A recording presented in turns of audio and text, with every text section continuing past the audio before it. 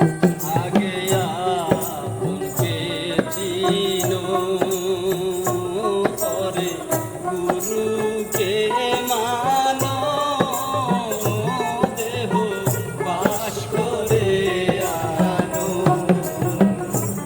আগে আপনকে চিনো, পরে গুরুকে মানো, দেহ বাস করে আনো।